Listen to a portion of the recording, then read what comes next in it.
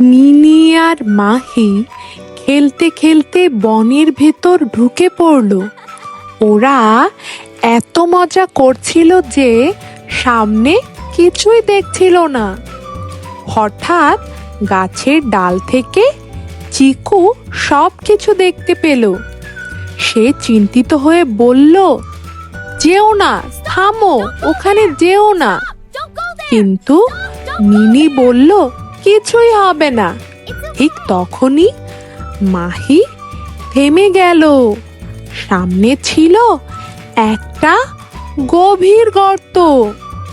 চিকু দ্রুত উড়ে এসে বসলো।